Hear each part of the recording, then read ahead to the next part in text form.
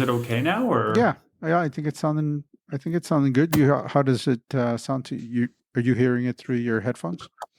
Yep. Cool. Well, then I guess we got a show, Danny. Hey, hey. How are you, man?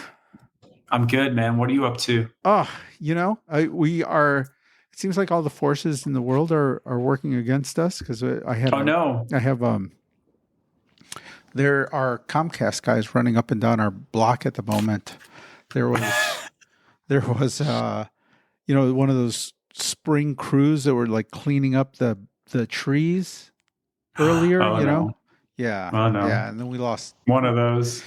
internet, and then I had to run out to the shop, so when I came back, yeah, they seemed to be on the block. And I asked one of the guys what's going on, and they said there was a problem. I believe somebody cut a line, and he warned me that internet might be going in and out. And I said, well, I need an hour, so give me at least an hour. And he's like, yeah, we should be good for a bit. So gotta do the show, man. The show must go on. They're working their way this way. So, yeah, no, that's good. That should give us enough time to catch up a little bit. Let people know that we're still alive and working and doing this thing.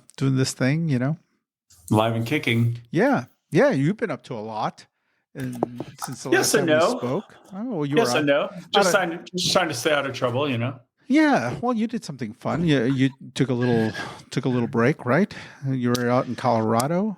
Took a little break. So I was setting up some light. Oh, I'm trying to set up this lamp. Never mind. Oh. Yeah, went out to Colorado again. Sarah and I drove out with the cat, with Jax. Did the all-day road trip right before the holidays. So yeah, right before Christmas. I think it was Christmas Eve, something like that. But yeah, we didn't stay as long this time. We stayed like a month, basically, almost exactly a month, pretty close to it. And last year we stayed like 2.5 months. So not this time, because Sarah has to be in the office. Sarah has to be in the office 3 days a week now. Ugh. Versus 2. So it's Tuesday, Wednesday, Thursday. So that's a new thing for her. And she's not over the moon about it, but it is what it is. I was trying to use that psychology, like, well, you still have Monday and Friday off. Well, off. She's working Monday and Fridays, but not in the office. So anyway, so we had to come back for that. But yeah, we got a month in. It was good. A lot of family time. The weather kind of like across the nation was like super sub-zero some days. And oh, that's right. We generally didn't have the weather I was hoping for. So I didn't ride nearly as much as I really wanted to or was expecting to, but I did get in some good rides, a couple group rides with the shops, and then a bunch of solo stuff. And then, but honestly, probably the highlights were like a lot of family time. Hung out with Sarah's folks, and they're really cool. And I had some fun. And then Sarah had to come back for work twice, which we knew would probably happen. But she had to fly back for that, and they were like going through all kinds of crazy stuff at her work. So, like strikes and stuff. So she was really in like crisis mode. Poor thing. She actually got a little sick, I think, because of it. But we did like dry January and all that fun stuff. So we were kind of like hunkered down, a lot of chill family time and dinners and stuff. So yeah, that's important, man. It's important. It can't all be bicycles all the time, God damn it. Yeah. It's like I was just rereading for like the 10th time my favorite cycling fiction book of all time called The Rider. Do you know it? By I forget his first name. His last name is Krabbe, Krabbe with an accent mark. Dutch guy. I don't know if he's still around these days, but anyway, very short work of fiction, but it's something I reread once in a while. And I actually got the audiobook, but there was a line in one of the lines in the opening like page or two is like he's just making this. It's kind of like an internal dialogue, and he's getting ready for a race, and he's at the scene, and he's just talking about he like sees these people standing around the race, and he's like, "Oh, non-bike racers, the emptiness of their lives." Like it's such a poetic little book. But anyway, Is that an older? Yes. Is that an older book? I want to say it came out in the 70s. Oh wow. But if you haven't read it, I have a copy, although I probably wouldn't lend it to you because it's like this personal copy at this point. But you could buy it cheap on Amazon, I'm sure. But yeah, it came out, hold on, 78? Wow. 78. Originally published in Holland in 78, The Rider became an instant cult classic, selling over 100,000 copies. Wow. Brilliantly conceived and written at a breakneck pace, it is loving, imaginative, excuse me, I gotta put my damn glasses on, and above all, passionate tribute to the art of bicycle road racing. Wow. Tim Krabbe. The romantic years of 78. That was like Bernardi No.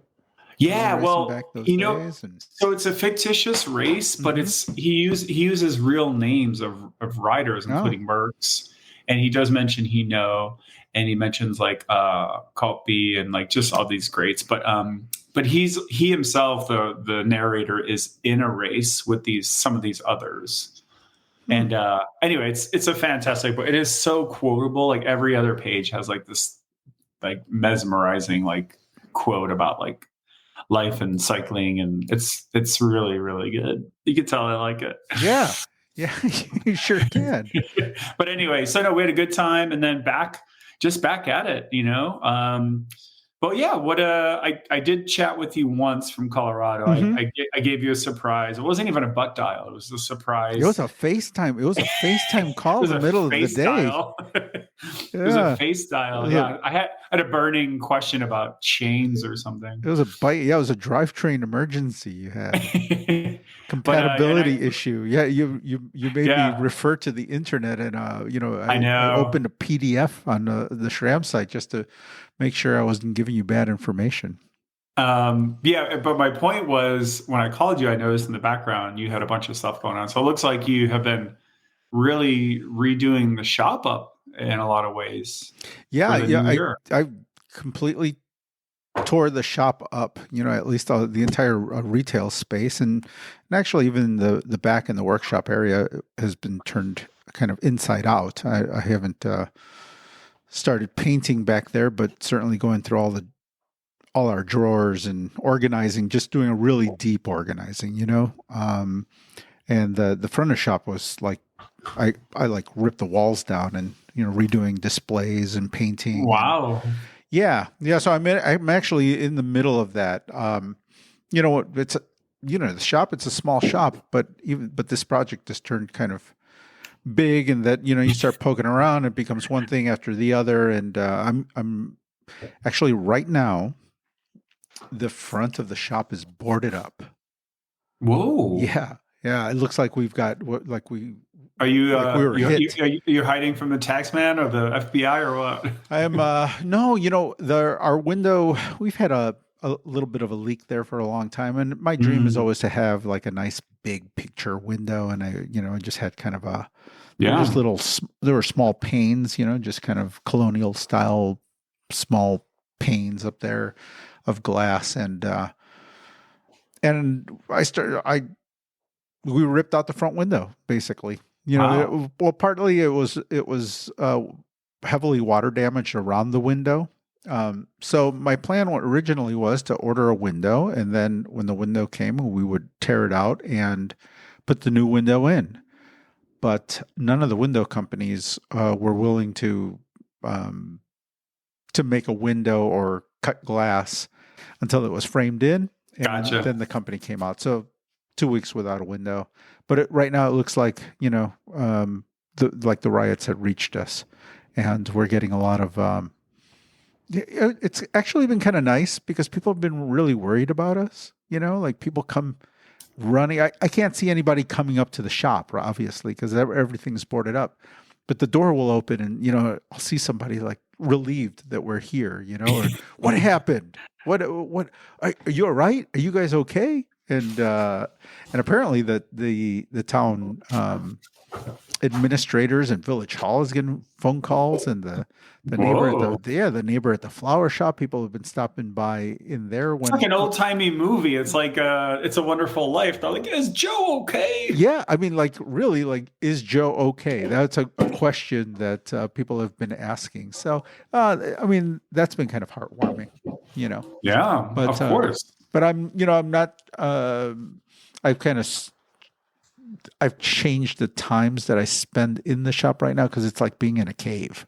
So if I go in there in the in the Yeah. morning, I was like leaving at 4, 5 o'clock, and it was already dark. It was just It's like you're in a Russian dormitory, Mhm. like no windows. Yeah. So, Like you don't know how much time has passed. It's like you have no reference. There's no like circadian rhythm because there's no sunlight, and no, none at all. So yeah, it's just been really. you're just like toiling away, like another bike, Igor, another bike. It's depressing. It's depressing in there. It is depressing. Yeah. So I can't wait to have our new window in. But yeah, we're just redoing the shop. As I think I mentioned to you before, we're redoing our POS system and redoing some lights in our storage area. Yeah, just all of it, and just decided to go for the front of it as well. So beyond the facade or the windows, so like, is everything else pretty much done, or is that still a big work in project? no, you know work in what? progress? This is a big domino. So I have to get this. I have to get this window done, and then I can finish up the front wall, which means then I can finish up the displays because it's dusty, it's dirty work. So if I put everything out, even I thought about finishing everything except for that window, but I'd end up with everything would be covered in dust and dirt and stuff. And I thought I had another a solid month of winter left, and like kind of spring sprang for a little bit. We've had 50-degree weather here in Chicago and sunny, and this kind of weather at this time of the year really brings people out. And so we've got construction going on. We got customers coming in. Some tune-ups are coming in. So it's just been tricky to manage, but it's okay. I've given up trying. I'm not freaking out anymore. Just do what I do. You just keep going. Just keep going. This will be a work in progress. As Coach says, focus on the progress, not the results. Yeah, exactly. Well, people come in, they're like, "Hey, you're redoing the place." I'm like, "Yeah, I needed, it was getting a little rough around the edges." And then, to my surprise, people are always like, "Oh, the place looked great. It was fine." I'm like, "Boy, I mean, man, you got really low standards."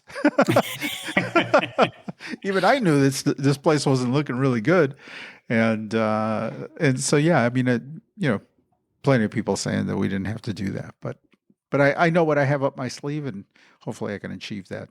Nice. Vision. Yeah, it'd be cool. Progress is good. Yeah, it's fun. It's fun working through things, and you had Issa in there all the way from Alaska.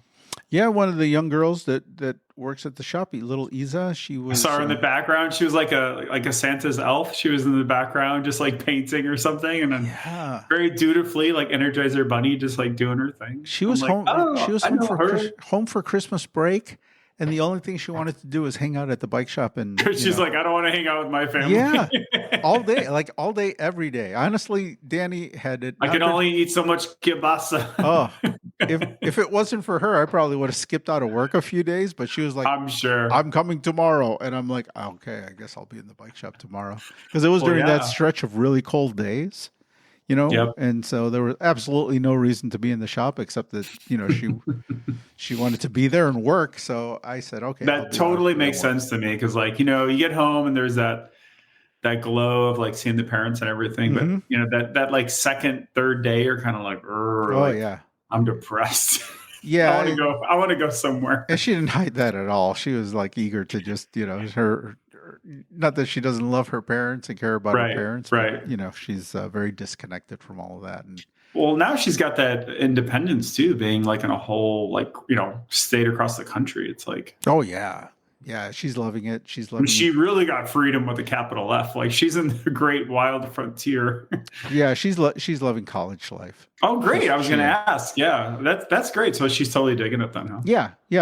Meeting people, like-minded people, and of course, especially where she's at. I received, she's up in Fairbanks, and that was one of those places during the cold spell that was, I think they hit like 45 degrees below zero, like actual temperature. After zero, does it really matter? Yeah. But she sent me a photo of her on her bicycle out in front of like the sign that says 45 degrees below Oh, zero. that's awesome. Yeah. She's great. Yeah. And that's what college is all about, just like meeting a bunch of new people, being on your own, and all the ups and downs, but the excitement of it all, it's really cool. Yeah. It was cool to see her in the background there. I was like, hey, I know her. Yeah, she's having a really good time. She's having a good time. And we had last week here in town, we had the big CABDA show, the Chicago Area Bike Dealers Association show. Yep. Which was that was cool. I mean, I as far as like seeing things, sounds like you loved it. That was a very forced cool. Yeah, it was. It's for me, it's more of a social. It's a social opportunity. It's more like a B2B thing, right? It is. It's completely B2B. I think the average, the average customer, the average consumer might be a little bored. There's a lot of, again, a lot of oddball electric bike brands there. And hey, how much can you do a box of grommets for me? If I buy 20 boxes. Yeah, and then then there's the guy with his dream. There's some guy in a dream. He's got some sort of superfood that he's making, or and he's handing out like little information slips that his wife printed on the printer for him. Like that kind of stuff. It could be the next Bill Gates. Interesting products, good products. You taste them. I've been looking for food, like I want to get back into like a hunter and gatherer, or what? Yeah, no, like ride food, cool or ride food, bar food, as we might call it. Mm-hmm. Yeah, I was like looking for alternatives to some of the big brands, and some of the stuff that you see that has now, like filtered down to Costco. Like the mainstream, like Cliff Bars. Yeah, like. Literally I can buy Cliff Bars cheaper at Costco than I can get them through a distributor, through a bike distributor. Right. So like that stuff doesn't seem specialty to me anymore. It doesn't. No, not at all. Everybody knows Cliff Bar. It's like back in the day, it was just a cyclist thing. Like, what the hell is a Cliff Bar? I will just do one shameless plug. I bought some. I think I was in Costco. Where was it? We got a Costco membership, so now we're officially old. We just got it. But what was funny is I got the oatmeal raisin Cliff Bar, whatever that is, and I had never had one. It's actually pretty good. No, it's good. It's good. It's just everywhere now. But I know what you mean. Yeah, they're everywhere. Yeah, Target. You can get them at Target. So there's nothing special about them at the bike shop, And if I'm I'm trying to return to the days of the bike shop being a specialty bike shop, and having out of the norm things. Like I want to curate my offerings at the bike shop a little bit more to my tastes. And I tell you what, the new hot shizzle ride food is Rice Krispie treats. Oh, well, yeah. I can make They're coming back, man. Yeah. They're coming back big, and you could put like all kinds of funky stuff in them. Like obviously the chocolate M&Ms, the Skittles. And then when you have, so those obviously don't want to eat those on the regular, but if you have those super long rides where it's like, you just need to shovel in sugar, like just, gummy bears and Haribo and like, that's what those are for. I know somebody who makes those, and I think it may have been like out of one of those Scratch Lab books, like race food books. I've got it. I've got it right over here. Actually, it's at arm's length. It's called Feed Zone. Feed Zone. Yeah. It's a good book. Yeah. It may have been a recipe out of that. But I have a customer who makes those because every once in a while he'll drop some off, and we just eat it as a snack. We don't need a bike ride to eat one of those things. And I always thought like how cool it'd be to have like a bakery that just does bike race food. Oh, there you go. If I had a cafe, that's what I would do. I would just do those rice cakes and stuff like Alan Lim. Like Alan Lim did. I'd have those in the case. So that's his book, Feed Zone. Yeah. That's how. So what's funny is talking about going mainstream. When I was in Boulder last month, so I went to this Whole Foods several times as my regular supermarket because it was close to our place. But out front in the big windows out front, they had like, they're always promoting like how they're local, they have local regional folks like farmers and all this, which is great. So they had like these big, like really tall, like posters going across. And so it was like, whatever, like 6 local vendors or, farmers or whatever. And like, they just had a, big like picture of their face and then like a quote, and it's like who they are and what they do. It's like, we, support all these dudes. The one on the very end, as I was walking up, was none other Alan Lim. Really?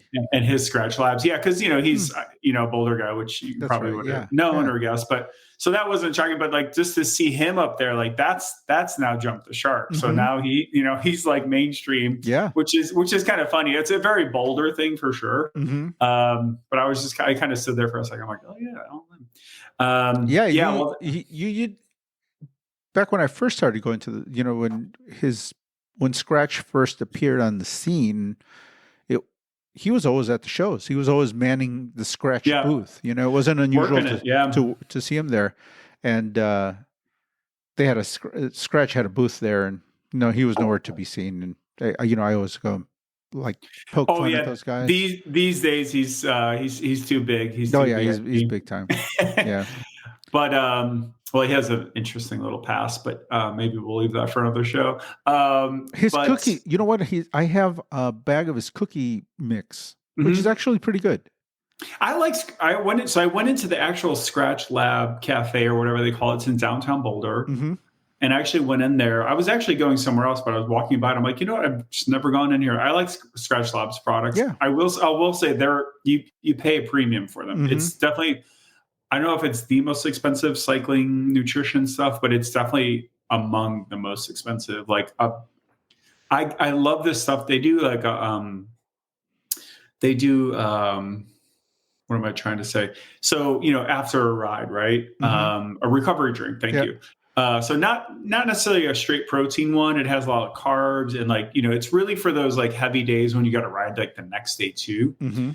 So it's not something I would probably have after every ride, but if I'm doing like a big weekend, like, 2 days back to back or whatever, they have that, and it's good because it has a lot of protein. It's got carbs and it's got other stuff, but it's, they're really known for being like gentle on the gut. Yeah. And that's their real thing is like, anyone can put like a bunch of protein and carbs in something, but like their stuff is all like, very clean and well sourced, and like, they've done all the science behind it. So it's typically something that people who can afford it will go for something like that. But the point is they have a recovery drink that's horchata.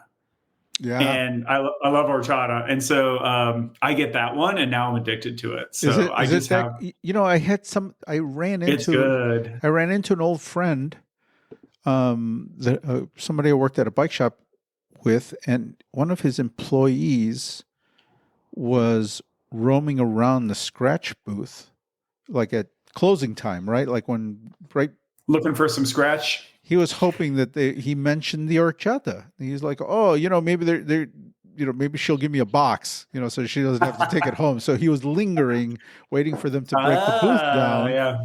The hangers on. That's what we call them, right? Yeah. Well, that's good for him. Classic move at the shows.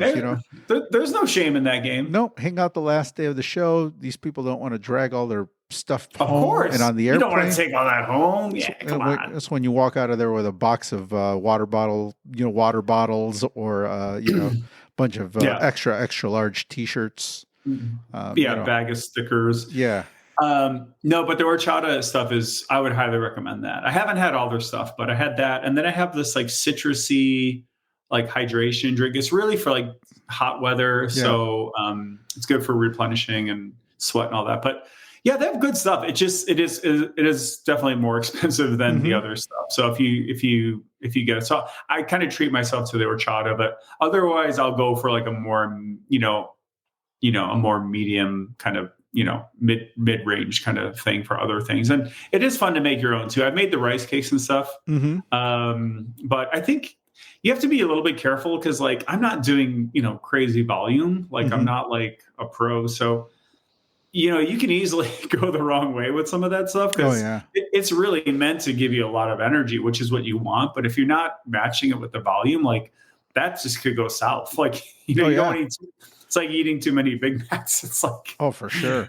it's going to be okay for like a little bit, but so you have to be a little bit careful. Good. Some of it tastes so good though. You're just like, oh, this is great. Yeah, it And is then good. your mind, you're almost like, oh, it's kind of healthy. It's like, not really. And So some you got of to be a it, and little some bit of it could careful. get really expensive. It's like, boy, Yeah. that was a $4. That was a $4 candy bar essentially that I just ate. That's the thing. That's the thing. If you look at price per serving, Yeah. then it gets a little real because Oh you're like, yeah. oh, that bag's like 20, not bad. But then you're like, oh, there's only 8 servings. You're like, oh shit, that's like $4 a drink. You're like, Yeah.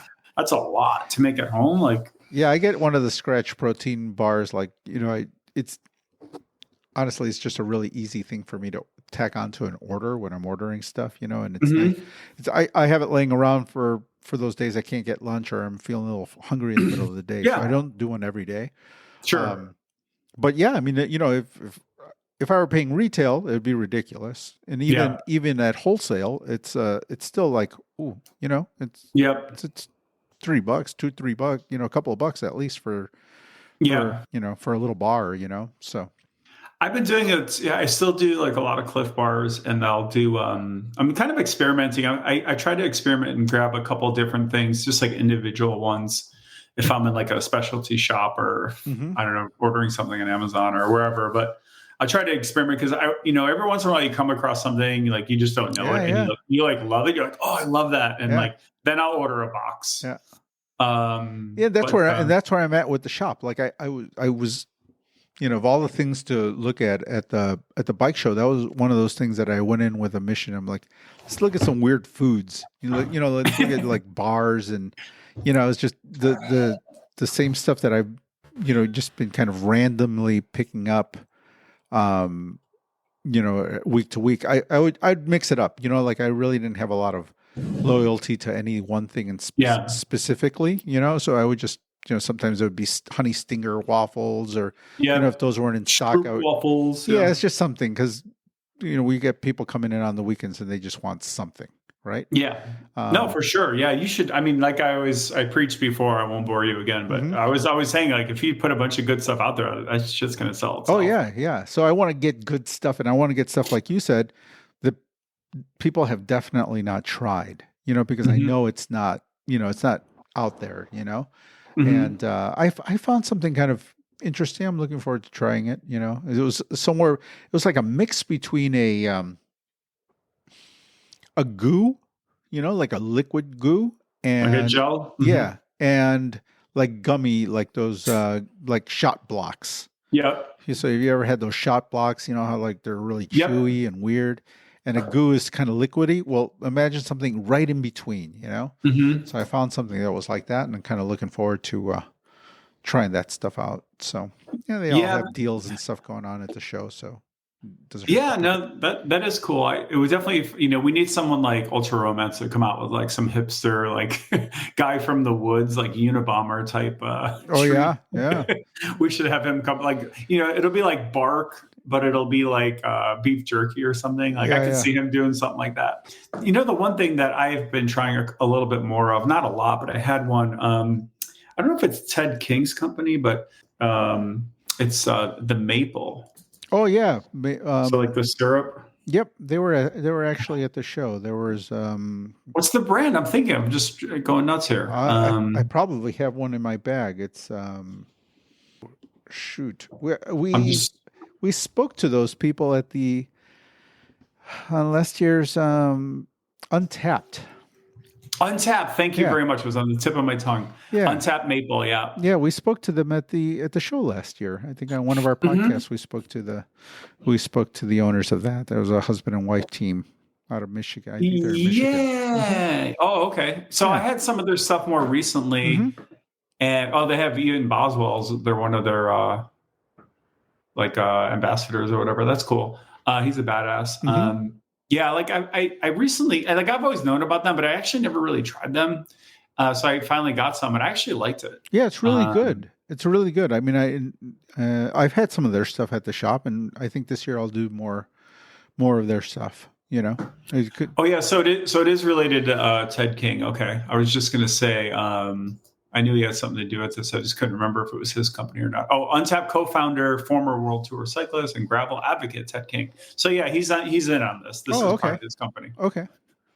It's so hard to keep track because this is, I was gonna say, this is a huge, like, busy space, like this whole market. Like it's kind of overwhelming. Like I'm kind of in the game a bit, like, and I'm overwhelmed. Like I go to like the feed. Yeah. Oh, yeah. I'm sure you've seen that site. Yeah. It's a great site. I don't really use it because I think they also are a little bit of premium, whatever. It's handy if you're like get a sub on the regular. They send you a ton of stuff, but I kind of just go to Costco and do the dirty version. But my point is, like, there's so much. Like there's this bunch of stuff I want to try, but some of it's really expensive, and you start to see it price per unit, and I'm like, wait, I'm doing a reality check here. I'm like, wait a minute, what am I spending this money? I'm spending $90 on this, like 2 boxes of this shit. I'm like, forget this. Like, I'm just going to stick with my Cliff Bars. Yeah, it's pricey. That's part of the that's part of the thing about carrying it at the shop. I mean, it's for the size and for what you get. It can be a little kind of, some people can be put off by it a little bit. But on the other hand, you also have people that are just, when I walk into a gas station and I'm out on the bike, I don't look at price at all. I just grab stuff. No. And I just buy whatever. Like I never look at. I'm what's buying. What's your go-to in that situation? I'm curious. Just don't think about it. Just say it. It depends on the. It depends on the place. I get a trail mix. Let's say it's a good one. They got a big variety. I usually get something salty. I get a trail mix. That's salty. Yeah. Well, yeah. And then I. Well, they can be. Yeah. And every once in a while, like if I'm feeling, I'll go for one of those. Like I'll go into the refrigerated section and get like a sausage and cheese little thing, where they got. How Spanish of you. Yeah. If I'm feeling like food, little picnic.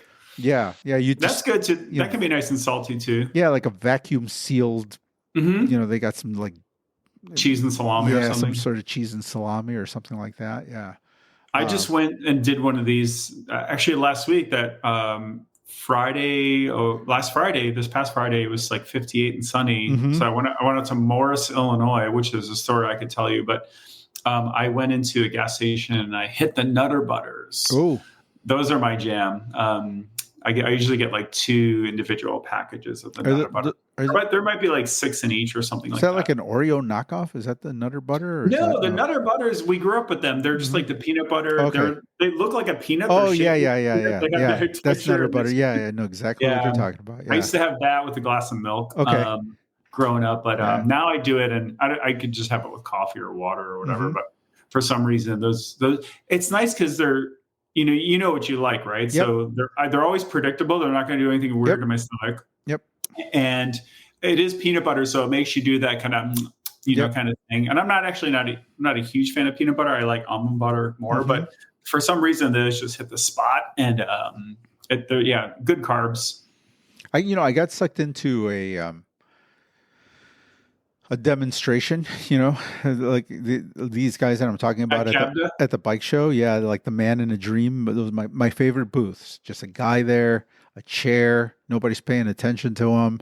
I love walking up to those guys because they're passionate, and they're generally, they're kind of good salesmen if you give them a chance. You come up to them, they get all excited, super excited, and they've got like little spoons and they like shake your hand for like 3 minutes straight without realizing it. Oh yeah, try it. You got to try it. You have to try it. And I'm like, okay, I'll try it. And he had something really good. It was kind of in a shot pack. And is this FDA approved, sir? Oh.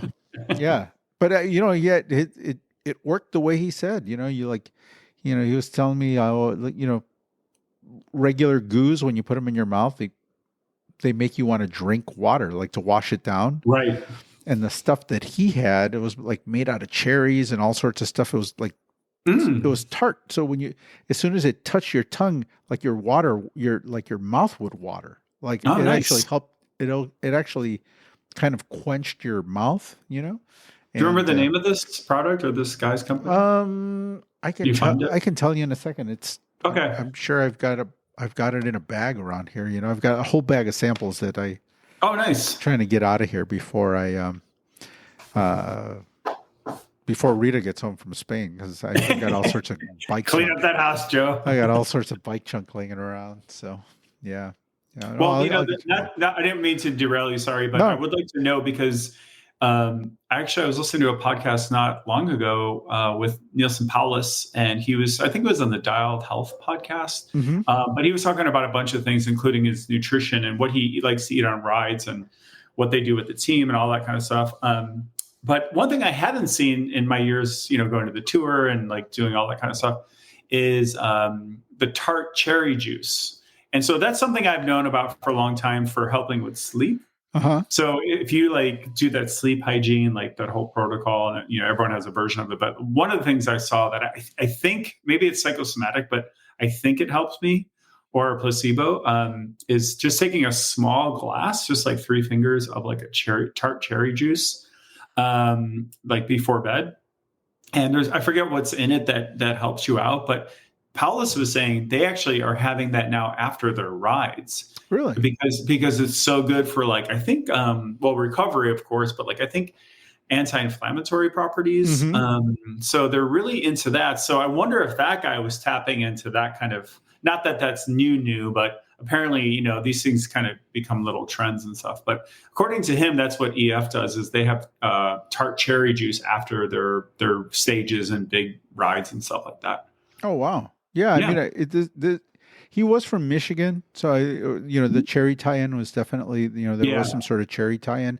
And it was some crazy amount of like, he like ran down the list of how many cherries in one of those little packets, and it was like, nice. It was an insane amount of cherries. It was like this many cherries and this many, cranberries. And, it was interesting. I'll get you the name of that. I forgot what it, I'd like to check it out. But it made me think I ran out of my cherry juice. I'm going to go buy a new bottle at Whole Foods or Costco or wherever I go. But I do like the taste of it too. You don't drink like a ton of it. You just have it's basically like a big shot. Mm-hmm. But it's supposed to be pretty good for you. So, I'm going to check that out. Thanks for listening to the Bike Shop Society podcast. If you'd like to get in touch with us, email us at mail@bikeshopsociety.com. If you're on Instagram, Twitter, Facebook, you can look us up at Bike Shop Society. That's it. Get in touch with us. We'd love to hear from you. Now, back to the show. Goodbye. You know what? Before I forget, so I saw that you posted a really cool pic of some Lake shoes from Cabda, and it's funny. So I bought a pair of Lake shoes. Oh, did you really? Okay. I did. And there's a little story. So they have, you may know this, but unlike a lot of bike shoe brands, they're a little bit extra special in particular about their fit. Mm-hmm. No, they sure are. So they don't, a lot of brands will have a little variation, but apparently they're quite particular in terms of fit. And so if you go to their website, they have like a very thorough, to put it politely, very thorough step-by-step process on how you should measure your feet. Mm-hmm. It's not just like, I'm a 45, because I've been at 45 forever, and I've never had a problem with any brand's 45. However, the long story short, these are a little bit tight. They feel a little tight. So in all ways, sides, front to back, length, etc. So I got them and I was like, all right. And before I put the cleats on and, really got into it, like I wanted to make sure because in case I had to return them. So I ended up calling them because they're promoting their 800 number. And this guy, Sean, picks up the phone. Sean Metz. Sean Metz. So he just picks it up. He's talking to me like a regular human being. He's like, hey, how's it going? And holy cow, I'm in Boulder. I'm like, I got these shoes. I brought them out here. I was going to set them up here and ride. Because, for those who don't know, Lake are, it's one of the brands that bike fitters, especially, and others who really know their stuff. It's one of the brands, not the only one, but it's one of the 2 or 3 brands that people always mention when they mention like, if you want like some of the best shoes in the business, especially if you have anything particular about your feet, which most people actually do, whether they realize it or not. Like I have insanely high arches, but whatever it is, Lake are usually one of the go-to brands that people mention. And I've always known about them, but I kind of never thought I needed them. But now I'm looking into it more. And the ones I bought, they're like a heat molded shoe. So you put them in the oven. You take them out, you put them on, and then you kind of push them against your foot. Anyway, it has this whole process. It's one of their road shoes, and they're kind of like this emerald green. So I was like, "Oh, these are really fun. These are funky. I kind of want these." Mm-hmm. Anyway, long story short, I called Sean. He was super cool, really cool, and he's like, "Hey, man, when you're back in town," I'm like, "Wait a minute." And he's like, "Oh yeah, we're in Chicago," and he gave me the address. I'm like, "Oh my god, I totally forgot." So he's like, "When you're in Chicago, just come in. We'll set you up. We'll take care of whatever you need. So bring in your shoes. We'll do the fit, and if I need to exchange, I'll get a different size or whatever." So I haven't done that yet. Mm-hmm. I was going to do it last week, but work got in the way. So I'm going to hopefully do it this week, if not next week. But yeah, so he told me he was going. He's like, "You can come in any day this week except Thursday because I'm going to Cabda." And I was like, "Oh, cool, no worries." And I thought of you because you said you were going, and I was threatening to come out there, but things got a little crazy. But then I saw that same day you posted a picture of Lake shoes. So I'm like, "Oh, what a small world." Yeah. I was in the booth. There you go. I was talking to Sean that day. So Lake was owned by the owner of Turin Bike Shop. So back when I worked for Turin, he had that brand, Lake Shoes, which was actually named after, those are his initials, Lee Allen Katz Enterprises. Which is crazy because another company that has a funny name like that named after people is, of course, another Chicago bike brand, SRAM. Yeah. What a funny thing how they came up with those names. They like that. Yeah, sure. And I spoke to Lee because Lee was there. Lee was at the show, so I ran into Lee, and I always knew that he had some involvement with Shimano shoes, like the very beginning of the whole Shimano shoe thing before they got into the shoe, before they even got into the shoe game. But I never understood to what extent he was involved in it. And he actually helped set up the Shimano shoe factory. Yeah. So I mean, really intense history. Maybe one that's really good history. Yeah. Maybe one of these days we can get him on the show and talk to him a little bit about that. Cause I'd like to understand a little bit more about his involvement and all of that, because it really changed the game. SPD shoes and all of that. He helped design those, and he was really, really heavily involved in the shoe game. That's pretty huge. Mm-hmm. Yeah, and I mean to see that his shoes are still, that he doesn't own the company anymore. I don't think he's not involved with the company very much at all anymore. But carries his name. Yeah, it carries his name, and actually one of the guy who runs the guy who runs Lake North America is he's a Turin alum. You used That's to cool. Yeah, Chris over there at Lake. So, nice. Yeah. We have strong ties to that company. So yeah, you posted a really cool photo, some really dope shoes. Like I think were they like custom painted or something? Like they had like funny like cartoon characters, some of them or something, like little. Yeah, that was like the old Yo Eddie from the Fat City Cycles. There must have been some collaboration. I didn't get the history on the shoe, but I saw that up there. And yeah, it's a custom. They have a whole custom program. Like you can really go all out with their shoes. That's tempting. Yeah. The other thing, I mean, going back to the shoes that you just got, and you were talking about high arches, those shoes, there's an insole. I'm sure you're all over the G8 insole that you can put in those, or G8. There's like third party, insoles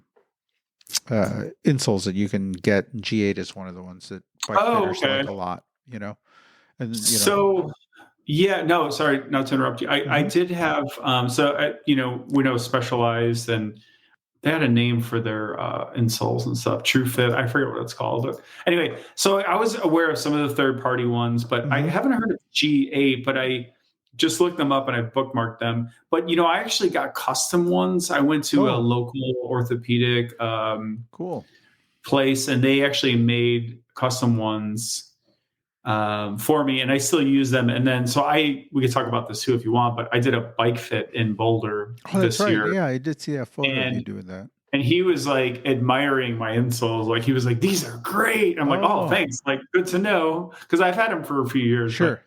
They're still good. But yeah, I'll make a note of that. This is just it's a more affordable,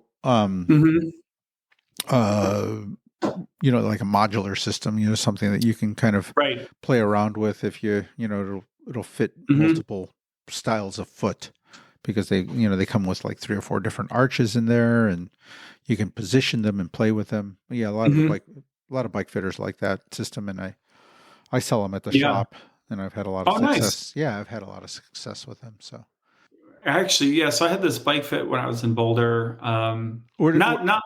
Not a ton to talk about it. It was very straightforward in a way, but I had some really great takeaways from it. So I'm really glad I did it. Where did you get it done?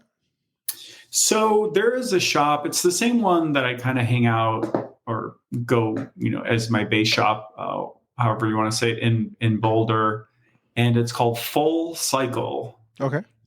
Full Cycle, like in ski or something, but it's one of the more popular shops. It's one of the better pro shops, and so they have a couple of fitters there, and I was, definitely, ready for a fit. And I wasn't sure, who I was going to get to do it. I looked around online and I kind of asked a couple people, and long story short, I ended up going into Full Cycle. I made an appointment. And so they had a guy, and I looked him up, and he looked like, really experienced, former, really high level bike racer actually. And now, has like a degree in like physiology and some of this stuff. So, and a lot of experience doing like a million fittings. So yeah, so I picked him, and it was great. He was great. So the kind of upshot was like, I didn't have, anything major going on in terms of fit, which is good news. Right. But we did make some tweaks, which have been great. Oh my God. Like really nice. So I went in with my road bike. I brought my gravel bike as my cyclocross / gravel bike as just like a backup, just in case. But mainly wanted to get fitted, on my road bike, because that's gonna be my kind of primary bike. So, I had some I had a little bit of numbness on occasion, not like every ride or anything like that, but I did have a little bit, especially like on some longer rides. Whether it was, like in your crotch and your feet and your hands, just a little bit here and there, inconsistently. Like sometimes it was my right hand, sometimes it was my left foot. And I was like, okay, that's annoying. And, I would try to do some like adjustments I would make myself. Like I'll move my saddle a little bit forward, a little bit back, a little bit lower, a little bit higher, and, played with the shoes, pretty much the run of the mill stuff. But those are the 3 most important things, Danny. Your hands, your contact points, your hands, your feet, your butt. Those are the 3. Any one of those things being bad is right. It means trouble. No, exactly. So, exactly. Yeah. So I went through. So that was one thing, but in general, I just hadn't had one in quite a while. So I just wanted like an update. Because I'm one of those people, I will make a lot of tweaks, year round, but I always like that kind of peace of mind of going in with like someone, especially because they have a lot of really good technology. Sure. So they do all the heat mapping, and he put all the little whatchamacallums all over me, the little sensors. Was it a retool fit? Was it? Yes, okay. Exactly. It was a retool fit. Although he took some license with that too. So he was a trained retool guy, and he worked with some of the big dogs in Colorado. He was really good. I would say he did a really nice job balancing like the technology kind of aspect of it, and just like his own know-how and experience. So he was really great. He talked to me and asked me a million questions. I asked him a million questions. We did like a whole flexibility thing to start out, did some balance stuff and all of that. And then we finally got on the bike, and I was scheduled for 2 hours, and I was there for like 3. Okay. I lucked out because I think the second appointment didn't show up or something like that. But he was great. So I basically ended up moving my saddle back a little bit, and I had already been moving it a little bit forward and back, already. But we moved it back a little bit, and he, if you want to put it one way, he's like, you gotta clench your butt cheeks more, boy. Really? If you want to put it like that. Well, engage your glutes. Sure. So, which basically means kind of like squeezing them, although it doesn't feel like you're squeezing them on the saddle because the way you're sitting on it. But if I'm riding, because if you're going to be going really hard, like you're naturally going to gravitate toward the front of the saddle, right? Like the rivet. But for most of your riding, usually you're kind of sitting back a little bit more, maybe trying to get a little bit aero with a slightly flatter back. So once I was doing that, it like immediately like felt better. And once I did that, basically it had to do a lot with, being on soft tissue. Cause usually that's like, I don't know, maybe 90% of most numbness issues is being on that soft tissue. Like you're sitting, too much on the front, as it were. Mm-hmm. So you got to kind of move that back a little bit. And I was like, oh, this feels great here, but I have a feeling if I get on the road, it's going to come back, and it didn't. So it's been great. So it actually did fix my issue. Anyway, so that was good. What else did we do? Oh, we put the bars a little bit lower, and I knew I was going to do that because, when we built the bike up, we left the full stack height. Yeah. The spacers, and I knew I was going to bring it down. So before I went in, I went down. I couldn't tell you offhand. It was at least a centimeter, maybe even a little bit more. So I went down in the bar, and that helped a lot. I ended up, tilting the bar a tad. Then the other thing he did for me, the third thing I would say, is he gave me. I already had, those custom insoles because I have these. Like 2 different fitters told me I had the highest arches they've ever seen. Uh-huh. These are people who've done like thousands of fittings, and I'm like, nice wow, arches. Yeah. Well, it's one of those things. Like I'm not really bragging about it. The problem is, as you pedal a million revolutions per ride, you're collapsing it each time, and so that can actually be quite problematic in a lot of ways you don't even think about. But that's why it's so important to have those custom insoles, which is why I got them. Mm-hmm. But what he did for me too is he gave me basically like a shim for the front of my foot. So basically under all the toes. So you put a shim under the cleat, or did he put it under your insole? So it's under the insole. So it's in the shoe, like right under the toes. It's those the insole. Yeah. Those canted ones, right? Like exactly. I was the canted one. So that was the whole thing. And that felt immediately better too. Mm-hmm. So he was like, you're just canting a little bit and you want to kind of flatten that out, make it like even. So that felt good right away too. Mm-hmm. So those were like the main things. We did talk about.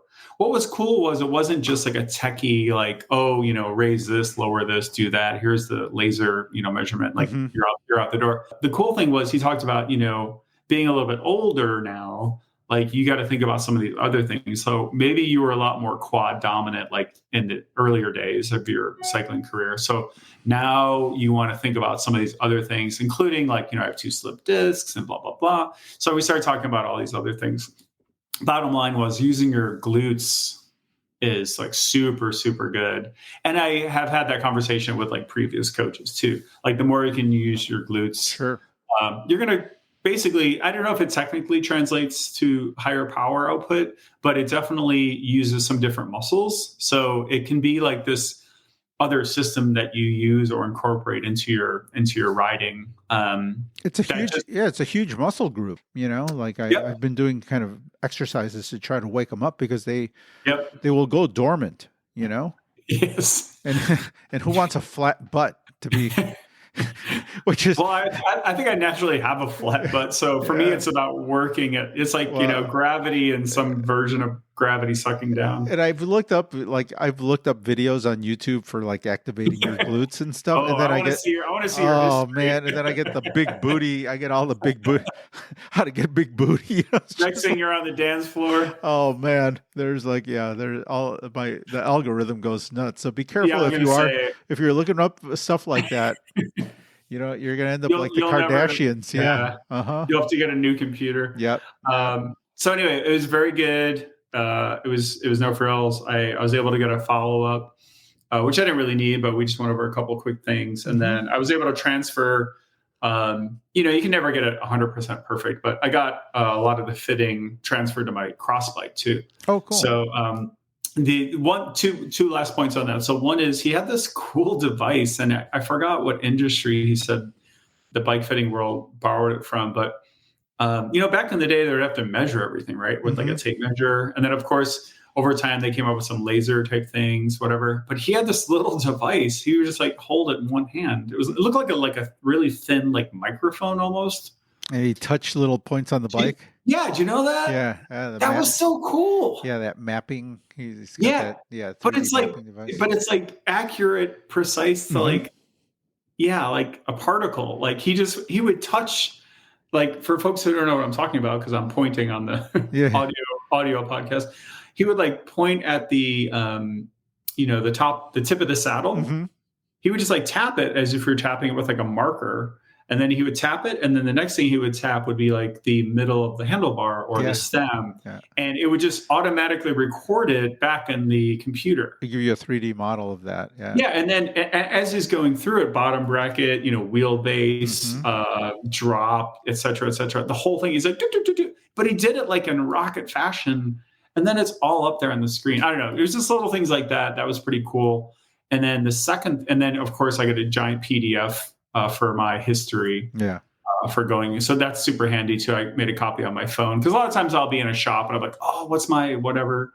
So the other thing I was going to say is I did come home, not that day technically, but I did come away with from this whole experience a new saddle, which is my new favorite saddle. It is the Specialized 3D printed saddle. Did you get the 3D printed power mirror saddle? A lot of folks who review bikes and stuff, I think Kaylee Fretz at the Escape Collective website, he named it his favorite saddle of last year. And I had seen it before for sure. And actually my cross bike came with the non 3D printed version of it. So it looks like the exact same saddle, just not 3D printed. So it's kind of like got the foam or whatever. And it's a great saddle too. But he put me on this one. He's like, well, I'm not pushing saddles on you because I already had a good one. I had a 3D printed one from Physique. But the thing with that one was it's just a little bit narrower. They're both 143. So I did the sit test, and the heat map. But so they're both the same width technically, but the design's like a little narrower almost on the Physique. And it was a pretty good saddle, but it just didn't feel like perfect. Sure. And like the test, right, is like when you notice a saddle, then it's not the right saddle, right? Yeah. It's like if you notice your shoes, there's probably an issue, right? Road shoes or just walking shoes. But he had me try on the fancy Specialized power mirror 3D printed, and oh my god, I sat it. I'm like, oh shit, I'm like, I like this saddle. Yeah. So I didn't buy it on the spot there. I got it after, but then I put it on, and oh man, it's great. I mean, I'm not shilling for them, but what a great saddle. And I haven't had one issue with any numbness since. And I've I got maybe 1,000 miles since then. Yeah, that's good. There's some really cool stuff out there, and like lately, and there's other great saddles too. I'm not saying there aren't. But, but with the pivot of the bike shop, and just kind of pivoting to some, just doing some nicer stuff. You can do a lot of that with a measuring tape, and sure, for sure. It just that stuff takes the lasers and some of that. The hardware is really cool. It's a real time saver. It's cool to be able to. It's cool to be able to, hand somebody that stuff, but you definitely don't need it though. No. I mean, you can do it without a lot of it. I think they have some volume there. Like they're a pretty big shop, so I think on a busy Saturday they might do like, I don't know, 3, 4, 5, 6 fittings, which is a lot because they're like 2 hours a pop. Yep. They might be there all day. So yeah, stuff like that makes it beep, but it's really about that know-how and that experience. And really the conversation really came out to me is like, he wasn't just being like, oh, I have this rigid philosophy that you should always do X, Y, and Z. Like your plumb line should be this and this should be this. And it was all a dialogue. And he's like, how does that feel? What do you think about this? Try this. And, and even leaving, he's like, going forward, if you're going to continue your return to racing and training and yada, yada, and yoga. And it's like, you could experience, you could experiment actually going a slightly longer stem. So I would go from 110 to 120, which is what I used to ride actually, which is funny. And then he said you could actually go even a tad lower over time. But the whole point I'm trying to make is it was a dialogue. He wasn't super rigid. He was like, look, I don't have any hard and fast rules. Like a lot of this is like, how does it work for you? Yeah. So yeah. I mean, knowing the questions to ask, that's a way you get the right, that's how you learn what you got to do, So I think that's like the big debate right now in the bike world is that, you get, in the bike fitting world is that, you get. People are so dogmatic. Well, that. And then, I mean, people have the my way or the highway, there's those people, but which is nuts if you think about it. No, it's kind of like getting a haircut. It's like, would you have one way of doing a haircut? No, I do it this way. So you definitely have your fitters that are kind of like that.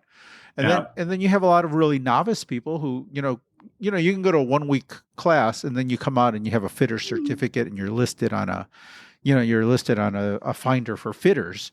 Yeah. But, I mean, in some cases, and I know for a fact, they're just really well-meaning people, dedicated people, but they've only been in the bike game for, this is their third month in the bike game. Right. And so, just because you go to a class doesn't mean you're certainly not an experienced fitter. You know how the technology works. And so you've got people that just strictly read off the computer, right? It's like what they see in the computer, they match it up, but there isn't any of that tact, those like questions. AI basically. Yeah. Yeah, it is.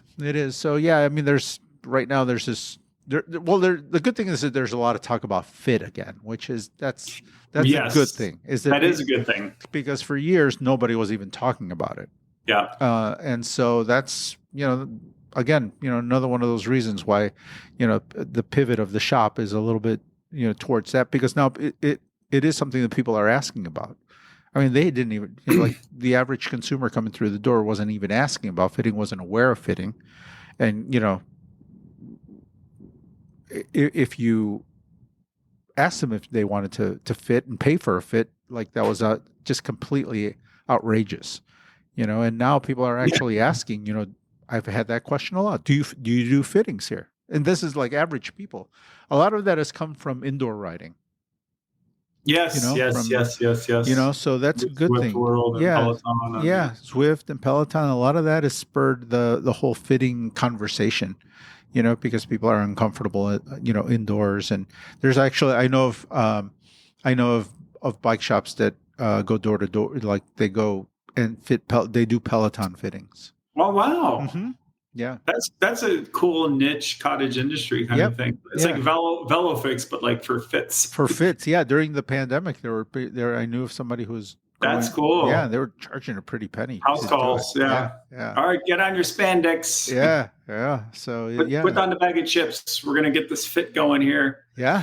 So well, I think that's a great thing too, and I think that's cool that you highlighted that because just raising awareness because half of it's just being comfortable on your bike. But even me, someone who rides relatively kind of a good bit, like I even still had a couple of issues. But, sometimes you have to think about other things too. Like I'm riding a pretty rigid, it's a great bike, but it's still a rigid aero bike.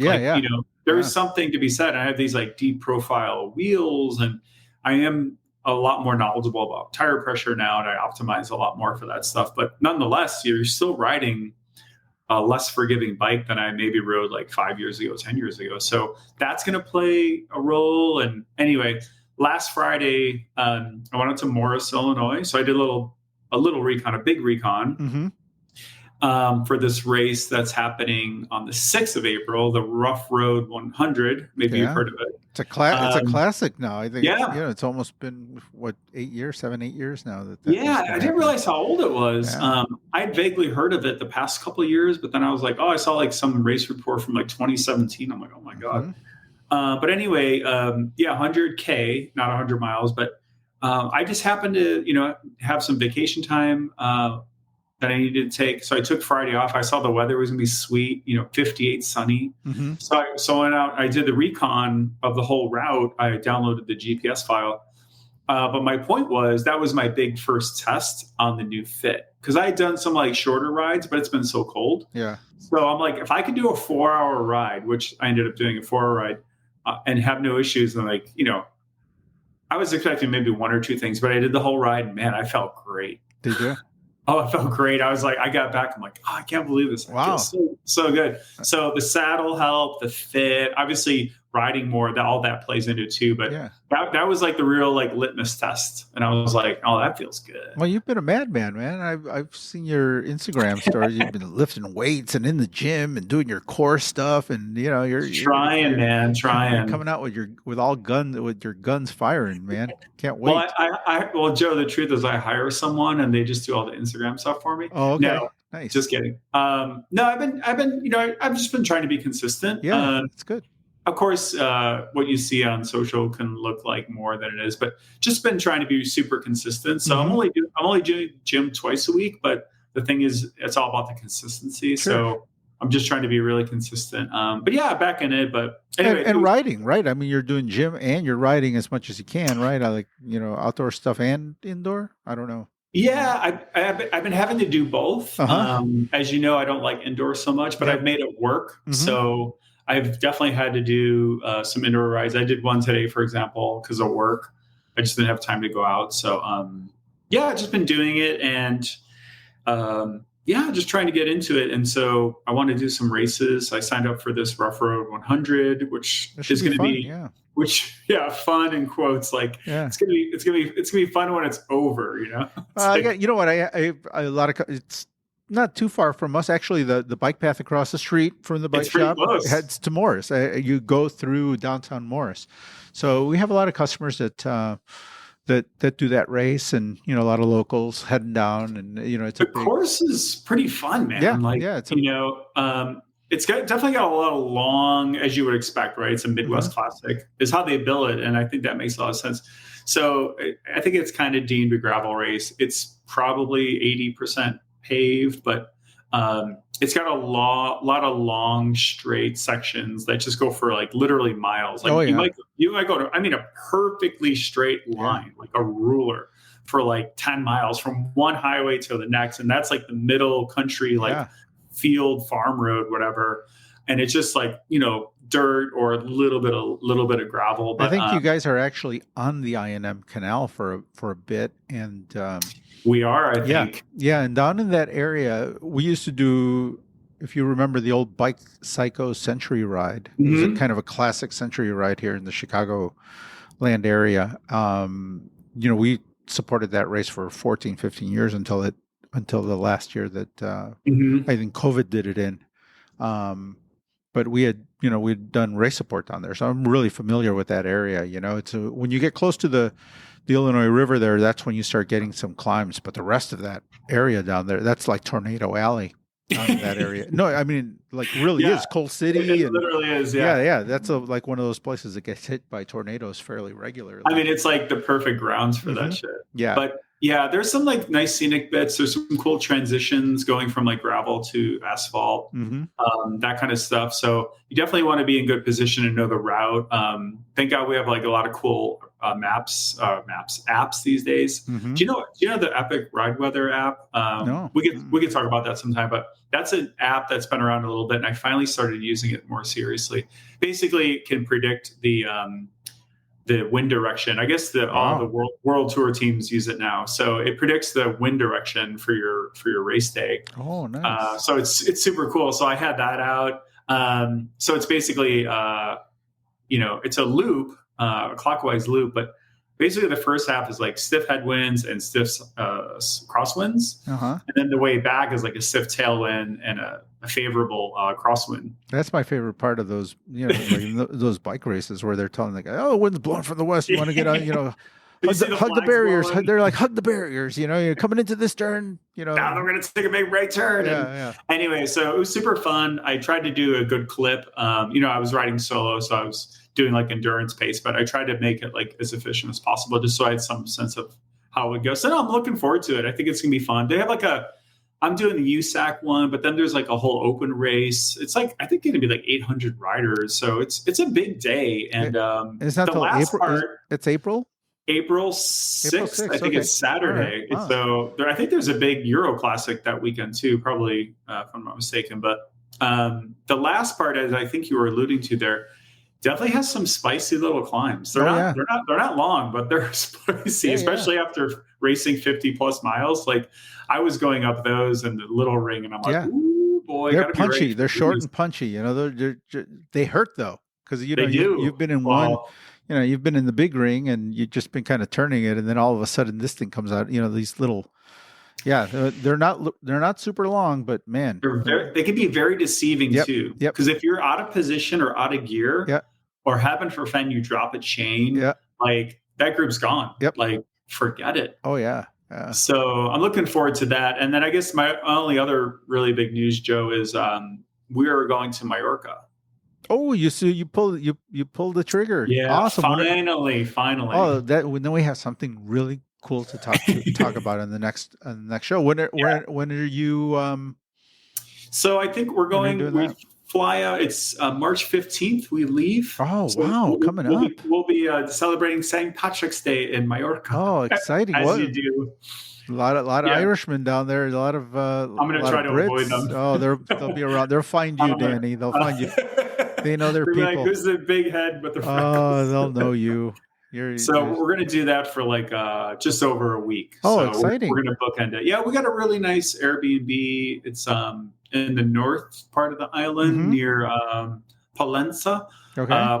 And it's right on the bay, whatever there. It's really pretty. And, they obviously have all those cool climbs and stuff. So I've been digging into that. But if you have any tips, let me know. Are you flying right into Madrid? You're flying into Madrid and then Madrid, Mallorca? Or are you doing something else? So, we wanted to do something like that because I love Madrid Airport. But we took, what kind of made sense for flights and stuff. So I think we're going to, I want to say Zurich, somewhere in Switzerland. Okay. And then it's like a couple hours layover, and then we fly over to Mallorca. But, yeah, because everybody flies to Mallorca from all those. It's everyone goes there, so it's like they're Florida at this time of the year. Although I don't want to diss it because Florida, I wouldn't compare it to Florida. No, Mallorca is really pretty, little nicer, yeah, definitely nicer. But no, we're psyched for that. Awesome. But we could talk about it on another show. Yeah, I'll get some questions together and some tips for you for the next one. Please do. This is cool. We'll have a Mallorca lead up. That'll be my little training camp. Well, I do that, and then I do that. I'm bringing my bike, and then I'm going to try to do some of those climbs. They're going to kill me. But then I come back, and then I got like a week, and then we got the 2 weeks. Oh, you're going to come back. Oh, now I'm expecting you to win this thing, Danny. Come on. I'm gonna try to do my best. I'm definitely not gonna win it, but I'm gonna try to beat the race predictor. Do you know the race predictor? If you go to crossresults.com or roadresults.com, they rank all the riders, of course, who registered, and then they take your points from a variety of places, and then they just kind of you hit the button that says race predictor, and then it ranks you who basically is going to win based on points. So it's kind of directionally okay, but it's not like super accurate. But my goal is always to beat race predictor. If it says I'm going to be like 50th out of 100th, my goal is just to get like 49th, just so I can beat the algorithm. But anyway, so yeah, that's going to be fun when I come back. So I'm going to see if I can hack the website and push you right up to number one, Danny. No, that's bad. Put me at 100. Put me at 100, so then I just have to get 99. All right. Well, we'll see next time.